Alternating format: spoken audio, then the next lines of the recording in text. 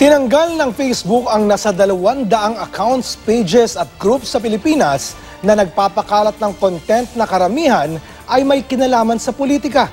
Inuugnay ang mga yan sa social media campaign manager ni Pangulong Duterte noong election 2016 na si Nick Gabunda.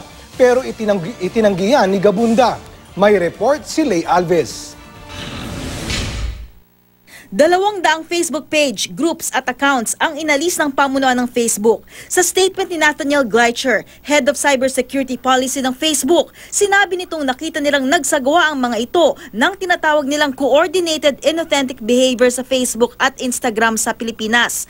Ito yung sabuatan ng mga grupo at tao para iligaw ang iba tungkol sa tunay nilang katauhan at sa tunay nilang pakay. Gumamit daw ang network na ito ng tunay at peking accounts para magpakalat ng content sa iba't ibang Facebook page at groups. Karamihan sa post nila tungkol sa politika, eleksyon, mga kandidato, umano'y misconduct ng mga kalaban sa politika at kontrobersyal na pangyayari sa mga dating administrasyon.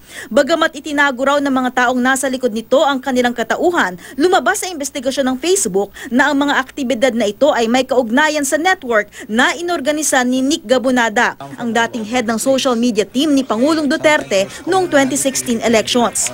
67 pages, 68 Facebook accounts, 40 groups at 25 Instagram accounts ang nakitang presence ng umano'y network ni Gabunada. Nasa 3.6 million Facebook accounts ang follower ng isa o higit pa sa pages na ito. Hindi naman bababa sa 1.8 million accounts ang nag-join sa bawat isa sa mga grupong ito. Nasa 5,300 namang accounts ang followers ng isa o higit pa sa nasabing Instagram accounts. Ginastosan din daw ang mga grupo, pages at accounts ng nasa $59,000 o mahigit 3 milyong piso para sa Facebook advertising. Ang unang ad ay noong January 2014 at ang pinakahuli ay nito lamang Marso. Ayon sa Facebook, patuloy nilang iniimbestigahan ang ganitong klaseng mga aktibidad dahil ayaw nila magamit ang kanilang serbisyo para magmanipulan ng mga tao.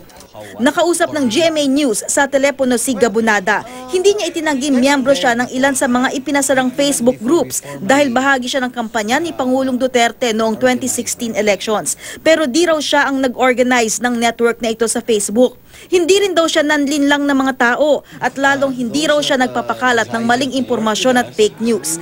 Sa isang text message, sinabi ni Presidential Spokesperson Salvador Panelo na walang kinalaman si Pangulong Duterte sa Facebook accounts na ito. Lay Alves, GMA News.